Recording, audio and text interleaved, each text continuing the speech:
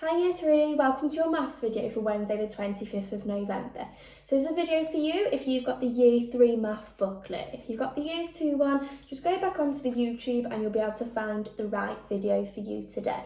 So yesterday we started our booklet looking at counting and numbers, and we received lots of fantastic pieces of your work to our Year 3 email, so keep them coming Year 3. So today we're going to move on to pages 3, 4 and 5, looking at place value and ordering of numbers. So let's start on page 3 and have a look at what you need to do today. So number 1 says, what does each abacus show? Now if you have a look here, these are our abacuses, and you can see we've got a hundreds, a tens and a ones, and there's lots of beads on them. Okay, so the first one's been done for you. We've worked out the number that is shown on the abacus. So if you have a little look at this one, you need to count the beads in each column to work out the number. So here we've got the hundreds. I'm going to start with them, the biggest value in the number. I've got 1, 2, 3, 4, 5 hundreds. So I'm going to write 5 in the hundreds column.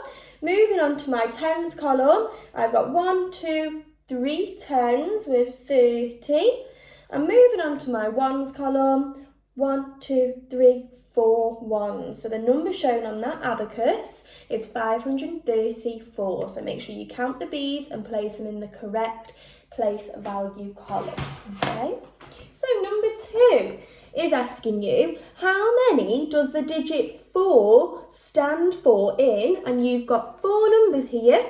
So what I would do, you're looking for the digit number 4, so you can underline the 4s that you see in every number, and you need to tell us what it stands for, okay? So that means what it's worth.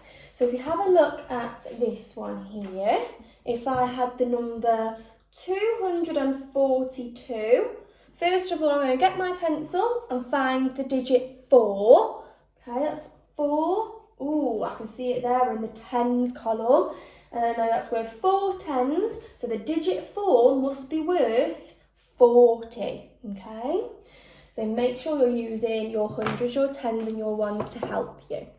Moving on to question 3 then, we've got some more abacuses, and it's asking you this time to mark each of the numbers on the abacus. So you've got some blank abacuses and a number above, and it's your turn to draw the beads this time. So let's have a look at one I've got ready. I've got the number 623 and I'm going to draw it on my abacus. So starting with the hundreds column, I'm going to draw 6 beads because I've got 600 there. So 1, 2, 3, 4, 5, 6. I'm going to move on to my tens column. Oh, I've got 2 tens there. So I'm going to draw 1, 2 beads in the tens column, and finishing off in the ones column, I have 3 ones, so I'm going to draw 3 beads in the ones column. So I've shown the number 623 on my abacus. Okay. So moving on to the final question for that page, you have got which digit is in the ones place of each number. So I'm going to underline that. It's asking me for the ones place. So you need to get your pencil, underline each digit in the ones place, and you need to write it down on the dotted line. So moving on to page 4, you're going to have to turn your page. You've got right at the top, we're going to be comparing some numbers and making numbers on this page. So first of all, it's asking you to write down the largest, then the smallest number you can make using the digits below. So number 1 has already been done for you. It provides you with 3 different digits. So I've got 2, 3 and 1. And if you see in the first box, they have put the biggest number they can make using these 3 digits. And in the second box, they've made the smallest. So if you underline that, you need to make the largest first and then the smallest after. So let's have a little look at what I've done. So I've got the digits 3, 4 and 8. Now I'm going to make the largest first because it asked me to. I'm going to put a little L there to remind myself. Now, using my place value, I know the hundreds column is the biggest column. So I need to put the largest number in that column. So which number here is the biggest, 3, 4 or 8? Oh, it's definitely 8. Well done if you got that right. So I'm going to have 8 hundredths. Moving to the next column, I need to find the smallest number after 8. I'm not going to go for the smallest because I know my 10s are worth more than my 1s. They're bigger in value. So I've done 8. Oh, I can see there that 4 is bigger than 3. So I'm going to have 4 10s. And my smallest digit is going to go in the 1s column, which is 3, because they're worth the least in that number. Right, so I've done the largest. I'm now going to use these digits again to make the smallest number I can. So we're going to flip it round really. This time I'm looking for the smallest number in the hundreds column, okay? So, oh, that's definitely 3. 3 hundredths. Then I'm going to look for the next biggest number in the tens column. Oh, you can see there, I'll have 4 10s. Don't want to put 8 10s in there because that will be bigger, won't it? And then finishing off with 8 1s, okay? So, moving on to question number 2 on this page, it's asking you to write the correct number in the boxes. And if you have a look, we've got numbers in the thousands and they have been partitioned into addition number sentences. Now, partition means they've just been broken up into their thousands, hundreds, tens and ones, okay? So here's one I had a go at earlier. Here's my number. I've got 7,261, okay? And here's my number sentence. So that number here is made up of 7,000. I've got my 3 zeros to hold the place of 7,000. It's made of 200. There's my 2 zeros for 200. Oh, I've got a missing box here. So when you come across a missing box, you know you need to fill that in. So I've got 7,200. Ooh, what's going to be in my missing box then? It's going to be the tens column. I've got 6 tens. Now I know that's worth 60. So don't forget to put in any place about holding zeros in, okay? Because if I had 6 there, that wouldn't be right. It's 60. 6 tens, so I need 6 0. And then my 1, I've got my 1s in my 1s column, okay? So just think about partitioning and breaking up that number. Don't worry if it's got the answer at the end or at the beginning, okay? Doesn't matter. You've got to see which digit is missing, okay? So is it the thousands, the hundreds, the tens or the ones? Right, moving down to the last question on this page. Arrange these numbers in order in the boxes. Now you've got lots of numbers there. You've got to put them from the lowest to the highest. So it's asking us to do smallest to largest. Now, we need to make sure we're keeping track of the numbers we've put in. So I've got one that's very similar here.